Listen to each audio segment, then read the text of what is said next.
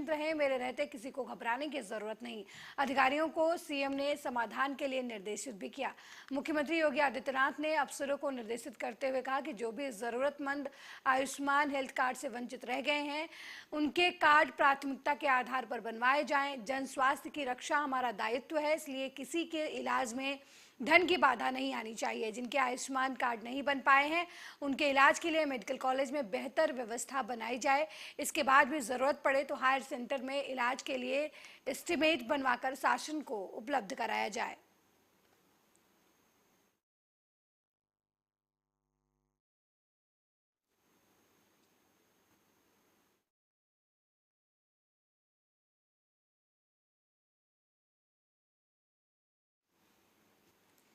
वहीं पटना में 23 जून को विपक्षी दलों की महाबैठक होने जा रही है। इस बैठक को लेकर शहर में जोर शोर से तैयारी चल रही है। सीएम नीतीश कुमार और डिप्टी सीएम तेजस्वी यादव इस बैठक को लेकर काफी उत्साहित दिख रहे हैं। जानकारों की माने तो 2024 के लोकसभा चुनाव में प्रधानमंत्री नरेंद्र मोदी के विजय रथ को रोकने के लिए विपक्षी दल एक साथ आ रहे हैं। वहीं इस बैठक को लेकर तेजस्वी यादव ने बुधवार को कहा कि इस बार चुनाव जनता के मुद्दों पर होगा, किसी व्यक्ति विशेष पर नहीं। तमिलनाडु से पटना लौटने के बाद तेजस्वी यादव ने बयान में कहा कि सत्ता किसी की बपौती नहीं, जो आज है कल उसे जाना होगा, जो आता है वो जाता है। कभी हम भी सत्ता में थे, किसी को गलतफहमी नहीं होनी चाहिए। जो बीजेपी कहती है उसी बात को क्यों पूछा जा रहा है? जब सभी विपक्ष दल के सभी नेताओं ने खुल करके एक ही बात कही है कि बैठक किस लिए होने जा रहा है, वो तो स्पष्ट कर ही दिया सब लोगों ने कि बिहार में जो बैठक हो रहा है ये एक संकेत है कि आगे जो है परिवर्तन होकर के रहेगा। अब परिवर्तन इसलिए जरूरी है क्योंकि जनता के जो मुद्दे हैं वो सबसे जरूरी है।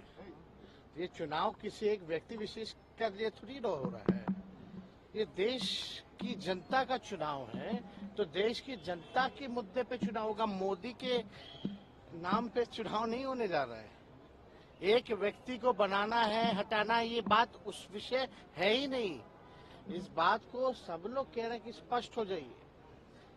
ये हमारा जो देश के लोग हैं, ये उनका चुनाव है भाई, उनको चुनना है अपनी सरकार। उन्होंने आकलन किया है और देश की जनता गरीबी से, महंगाई से, बेरोजगारी से परेशान है, तो उस आधार पे होगा हम लोग अपना नीति क्या।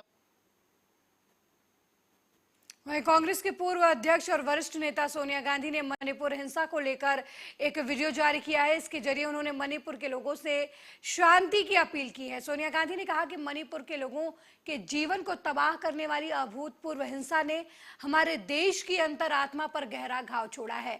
उन्होंने कहा कि मुझे ये देखकर गहरा दुख हुआ है कि लोगों को उस एकमात्र जगह से पलायन करने के लिए मजबूर होना पड़ रहा है जिसे वे अपना घर कहते हैं। सोनिया गांधी ने कहा कि हमने लगभग 50 दिनों से मणिपुर में एक बड़ी अमानवीय त्रासदी देखी है। इस हिंसा में राज्य के हजारों लोगों के जीवन को तहस नहस कर दिया है और कई लोगों को उजाड़ दिया है।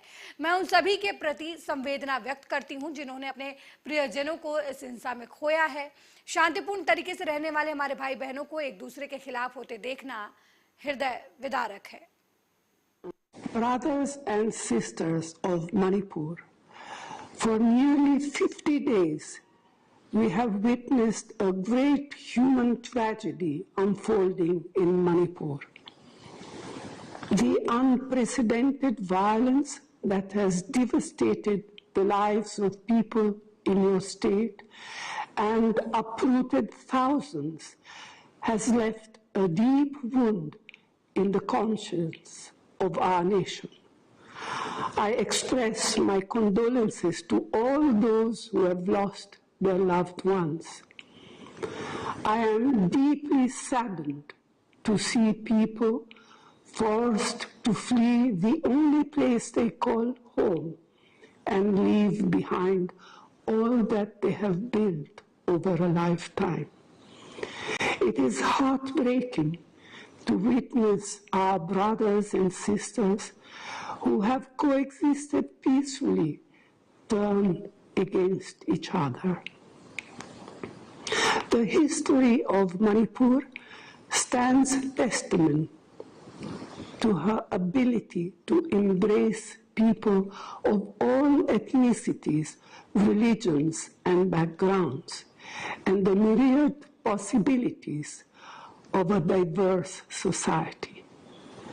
It takes tremendous trust and goodwill to nurture the spirit of brotherhood, and a single misstep to fan the flames of hate and divisiveness. वहीं पटना में विपक्षी एकता की बैठक को लेकर बिहार में सियासी उबाल है। इसी के बीच बिहार बीजेपी ने नीतीश कुमार और विपक्ष के नेताओं के खिलाफ मोर्चा खोल दिया है। अब राज्यसभा सदस्य और पूर्व उप मुख्यमंत्री सुशील कुमार मोदी ने इस बैठक को लेकर तीखा हमला बोला है। सुशील कुमार मोदी ने तेजस्वी यादव के बयान पर पलटवार करते हुए कहा कि लोकसभा में जिस पार्टी की एक भी सीट नहीं, वो पार्टी 303 सीटों वाली पार्टी को चुनौती दे रही है। पिछले लोकसभा चुनाव में तेजस्वी यादव का खाता नहीं खुला था। किसी को चुनौती देने के बारे में क्या जाता है। कि बदलाव का सेंटर तो रहा ही है। इसे तो नरेंद्र मोदी को पिछले लोकसभा चुनाव में 39 सीट मिली। तेजस्वी यादव का तो खाता नहीं खुल पाया। लोकसभा में जिस पार्टी का एक भी एमपी नहीं है, वो 303 सांसदों वाली पार्टी को चुनौती दे रहा। तो चुनौती देने में क्या लगता है। और देखिए, जितना मतभेद है, जितना तफरका है, नीतीश कुमार ने तो पहला प्रयास किया था कि जनता परिवार जो है वो एकजुट हो जाए। जितने जनता दल से, जनता पार्टी से निकले हुए जो घटक दल हैं वो एक हो जाए, लेकिन कहाँ एक हो पाए, कहाँ जनता पार्टी को एक कर पाए। और जब जयप्रकाश नारायण ने 77 में जब इंदिरा गांधी को पराजित किया था, तो सभी दलों का मर्जर करके एक दल बनाया जनता पार्टी, जिसमें 4 बड़े दलों का मर्जर हुआ। आज कोई दल मर्जर करने को तैयार है क्या। तो देखिए, वो 77 वाली स्थिति नहीं है। इमरजेंसी जैसा मुद्दा था, लोगों को जेल में बंद कर दिया था। आज क्या है, तो ये तो लोकतंत्र बचाने के लिए नहीं, बल्कि परिवार को बचाने के लिए ये सब। वहीं महाराष्ट्र के पूर्व सीएम उद्धव ठाकरे की सुरक्षा कम करने पर ठाकरे गुट के सांसद संजय राउत ने महाराष्ट्र की सरकार पर तीखा हमला बोला है। उन्होंने कहा कि ये सब राजनीति से प्रभावित है, चाहे वो ईडी की छापेमारी हो या सुरक्षा में कमी, लेकिन उन्हें अपने कर्मों का फल मिलेगा। वे अधिकतम क्या कर सकते हैं, वे हमें गोली मार सकते हैं या हमें जेल में डाल सकते हैं। एकनाथ शिंदे और देवेंद्र फडणवीस अक्सर उद्धव ठाकरे गुट के नेता और संजय राउत के निशाने पर रहते हैं। बीते कई दिनों से महाराष्ट्र की राजनीति में उथल पुथल है। एक तरफ जहां सीएम शिंदे बीएमसी में हुई धोखाधड़ी को लेकर जांच के लिए एसआईटी का गठन किया है, तो वहीं दूसरी तरफ उद्धव गुट ने इसके खिलाफ विरोध मार्च निकालने का ऐलान किया है। इसका नेतृत्व खुद उद्धव ठाकरे और उनके बेटे आदित्य ठाकरे करेंगे। बदले के भावना राजनीतिक है, राजनीतिक बदले के भावने से सब कुछ हो रहा है। चाहे ईडी की रेड्स हो, केंद्रीय जांच एजेंसी की रेड्स हो, चाहे सिक्योरिटी कम करना हो, लेकिन ये कर्मों का फल उनको जरूर मिलेगा। क्या करोगे ज्यादा से ज्यादा? हमारे पर गोलियां चलाओगे आप, और क्या करोगे? हमें जेल में डालोगे, और क्या करोगे? राजनीतिक है।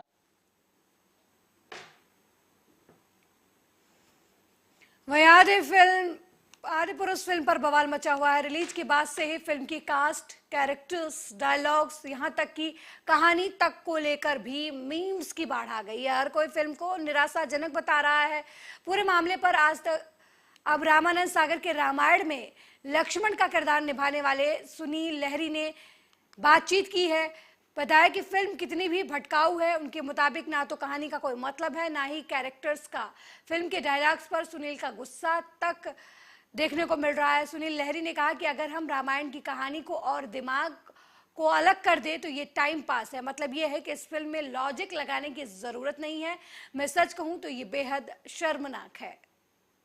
सर, मुझसे ये पूछे कि क्या पसंद आया, रादर देन ये पूछने के कि क्या पसंद नहीं आया। उसमें मतलब है कि सिर्फ 2 चीज़ें मैं बोल सकता हूँ कि पसंद आई मुझे पिक्चर में। एक तो थोड़ा बैकग्राउंड म्यूज़िक पसंद आया, उसका म्यूज़िक थोड़ा ठीक था। दूसरा, सिनेमेटोग्राफी अच्छी थी। बस ये जो 2 चीज़ें अच्छी लगी। बाकी कैरेक्टराइजेशन से लेके फिल्म की जो एग्जीक्यूशन था, फिल्म के सीन्स थे, फिल्म की जो सिचुएशंस थी, सब मतलब है कि इनका कोई सर पाँव नहीं था, मैं यही कहूँगा। सब अब मुझे नहीं समझ में आया कि ये क्यों बनाई, किसके लिए बनाई, किसको दिखाने के लिए बनाई है। आई डोंट थिंक कि इवन बच्चों से लेके ऑडियंस से लेके जो मॉडर्निज्म की बात करते हैं वो, ये कोई मॉडर्न फिल्म भी नहीं है। किस एंगल से मॉडर्न है? वहीं 2024 में होने वाले लोकसभा चुनाव के लिए राजनीतिक पार्टियां गठजोड़ में लगी हुई हैं। एक और जहां 23 जून को बिहार में विपक्षी एकता के लिए बड़ी बैठक होने जा रही है, वहीं बिहार के पूर्व सीएम और हिंदुस्तानी अवाम मोर्चा के प्रमुख जीतन राम मांझी ने बुधवार को गृह मंत्री अमित शाह से 45 मिनट तक मुलाकात की। इस दौरान जीतन राम मांझी ने कहा कि हम सैद्धांतिक तौर पर बीजेपी के साथ हैं, हमारी पार्टी 2024 का चुनाव बीजेपी के साथ लड़ेगी। जीतन राम मांझी ने बिहार में नीतीश कुमार के नेतृत्व वाली सरकार से समर्थन वापस लेने के 2 दिन बाद अमित शाह से उनके आवास पर मुलाकात की। हमने सोमवार को बिहार में कांग्रेस, राजद और जदयू की महागठबंधन सरकार से समर्थन वापस ले लिया था। देखिए, इधर बहुत दिनों से बिहार सरकार के रीति रिवाज से हम थोड़ा सा दुखी रहे हैं और असेंबली में भी आप लोगों के समक्ष में भी उनके कमियों को उजागर करने का प्रयास किया हमने, लेकिन उन्होंने नहीं माना। तब हम लोगों ने सोचा कि आज देश की सुरक्षा और देश का मान सम्मान बढ़ाने में नरेंद्र भाई मोदी जी अव्वल स्थान पर आए हैं और संसार के सबसे लोकप्रिय नेता माने जा रहे हैं। और अमित शाह जी और ये दोनों की जोड़ी देश को बहुत आगे लिए जा रहा है। निकट भविष्य में विकसित राष्ट्रों में हमारा राष्ट्र होगा। तो वैसी परिस्थिति में हमने इसी बीच बड़ी खबर बिहार से सामने निकल कर आ रही है। विपक्षी एकता से पहले बिहार में ईडी की रेड पड़ी है। बैठक से ठीक एक दिन पहले ईडी आईटी की कार्रवाई हुई है। सीएम नीतीश के मंत्री के साले पर ईडी का शिकंजा कसता हुआ नजर आया है। राजधानी पटना में शुक्रवार को विपक्षी एकता की बैठक होनी है। वहीं दूसरी तरफ बेगूसराय में नीतीश कुमार के करीबी मित्र और पूर्व विधानसभा अध्यक्ष विजय चौधरी के साले अजय के यहां छापेमारी हो रही है। छापेमारी करने के लिए सुबह सुबह ईडी और इनकम टैक्स की टीम ने धावा बोला है।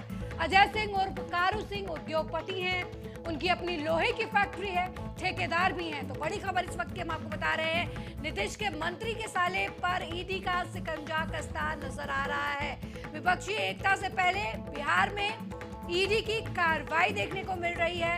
नीतीश कुमार के करीबी रहे व्यक्ति के संबंधी के वहां आईटी और ईडी की कार्रवाई हुई है।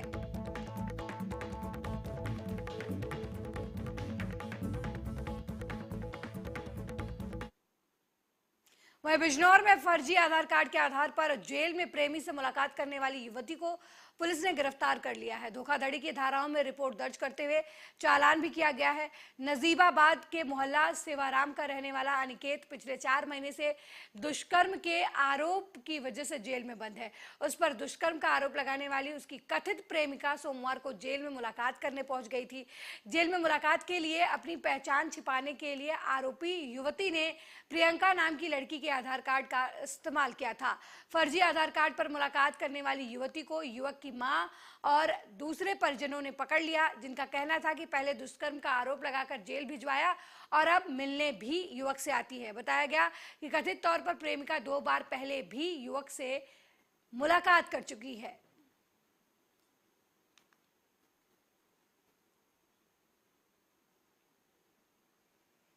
वहीं अगली खबर अलीगढ़ से है, जहां एडीएम सिटी और एसपी सिटी ने शहर मुफ्ती खालिद हमीद के आवास पर जाकर ईद उल जुहा की नमाज को लेकर बातचीत की है, ताकि नमाज रोड पर ना पढ़ी जाए। शहर मुफ्ती खालिद हमीद ने बताया कि ईद उल जुहा का चांद दिख चुका है। तमाम लोगों को और अहले वतन को मुबारकबाद देता हूं। सरकार की गाइडलाइन को देखते हुए हमने ये फैसला किया है कि ईद को लेकर शाह जमाल ईदगाह में पहली बार ईद की नमाज 2 बार होगी। मैं बहुत दिल के चल गया था कि नमाज का किया, क्योंकि बाकायदा सरकारी जो आ रही थी तो उसमें ये वो थी कि सड़कों पे नमाज न हो। तो हमें किसी किस्म के झगड़े में नहीं पड़ना था, सड़कों की नमाज़ें वैसे भी बहुत बचती हैं, लेकिन नमाजियों की कसरत क्या सी मजबूर हो जाती है।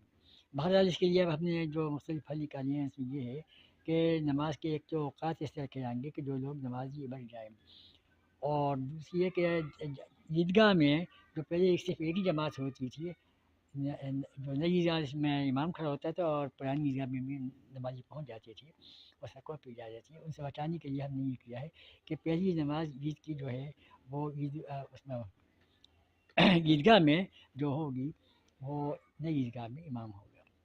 उसके बाद पौन घंटे बाद फिर दूसरी जमात हम करेंगे जहाँ पर इमाम जो है पुरानी ईदगाह में खड़े होकर नमाज़ पढ़ाएगा। उसके आदमी नई ईदगाह में भी बैठेंगे और पुरानी ईदगाह में भी होंगे। वह सोशल मीडिया पर कई सितारे बनते हैं, लेकिन कोई भी बिना सोशल मीडिया के भी स्टार बन सकता है। कुछ ऐसा ही करके दिखाया है समराला के कृतिन गुप्ता ने। जेईई एडवांस टेस्ट में कृतिन ने भारत में 32वीं रैंक हासिल की है, जिससे पूरे शहर में खुशी का माहौल है। कृतिन रोजाना 10-10 घंटे पढ़ाई करते थे। हॉकी क्लब समराला में भी उनका स्वागत किया गया। जिन्हें कि जेईई एडवांस ਦਾ ਜਿਹੜਾ ਤੁਹਾਨੂੰ ਪਤਾ ਹੀ ਹੈ IIT ਦੀ ਐਡਮਿਸ਼ਨ ਵਾਸਤੇ IIT ਬੰਬੇ ਦਿੱਲੀ ਦੀ ਐਡਮਿਸ਼ਨ ਵਾਸਤੇ ਟੈਸਟ ਆਲ ਓਵਰ ਇੰਡੀਆ ਹੁੰਦਾ ਹੈ, ਜਿਹੜਾ ਕਿ ਲਗਭਗ 1.5 ਤੋਂ 2 ਲੱਖ ਬੱਚਾ ਦਿੰਦਾ ਹੈ। ਉਹਦੇ ਵਿੱਚ ਉਹਨੇ ਬਹੁਤ ਹੀ ਮਿਹਨਤ ਦੇ ਨਾਲ ਇੱਕ मेरा नाम कृतिन गुप्ता है, मैं समराला पंजाब में रहता हूँ। मैंने 12वीं क्लास पास कर ली है और अभी मेरा जेईई एडवांस का रिज़ल्ट आया है और आगे मैं IIT बॉम्बे ज्वाइन करने का प्लान कर रहा हूँ। मेरा रिज़ल्ट 18 जून संडे को आया और मेरे 360 में से 305 मार्क्स आए और ऑल इंडिया रैंक 32 आया। बात करें ऑल इंडिया की तो ऑल इंडिया में कितने वहीं पुलिस प्रशासन से इंसाफ न मिलने से परेशान तलवंडी साहबों में एक व्यक्ति ने जहरीली वस्तु निगलकर खुदकुशी कर ली। व्यक्ति ने आत्महत्या के दौरान वीडियो भी सोशल मीडिया पर बनाई। 4 लड़कियों का पिता परमजीत पुलिस प्रशासन द्वारा इंसाफ न मिलने की वजह से परेशान था। जानकारी के मुताबिक पिछले महीने मृतक की एक लड़की को उन्हीं के पड़ोस में रहने वाला एक लड़का कथित तौर पर भगा ले गया। पुलिस ने इस मामले में लड़के के खिलाफ मामला तो दर्ज किया, लेकिन उसकी गिरफ्तारी नहीं की और लड़की को भी नहीं खोजा गया, जिससे परेशान पिता ने आत्महत्या कर ली।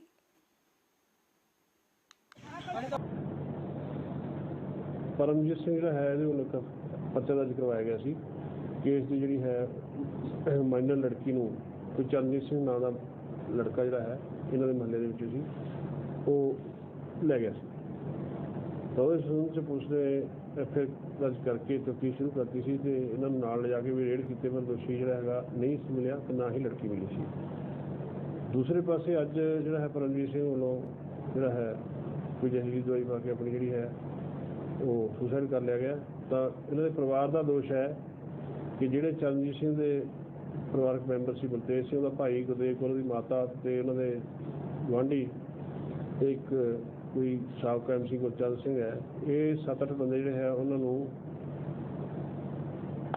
ਜਾਣਬੁੱਝ ਕੇ ਨਜਾਇਜ਼ ਪਰੇਸ਼ਾਨ ਕਰਦੇ ਸੀ। ਮਾਮਲਾ ਹੈ ਆ ਕੁੜੀ ਪਿੱਛੇ ਕੱਢ ਕੇ ਜਿਹੜਾ ਲੈ ਗਿਆ ਭੱਜ ਗਏ। ਅੱਛਾ, ਉਹਨਾਂ ਦੀ ਮਦਦ ਕਰਦੇ ਇੱਕ ਬਹੂ ਸੀ, ਇੱਕ ਮੁੰਡਾ ਹੋਰ ਸੀ। ਹੈ ਉਹ ਭਜਾਏ ਆ।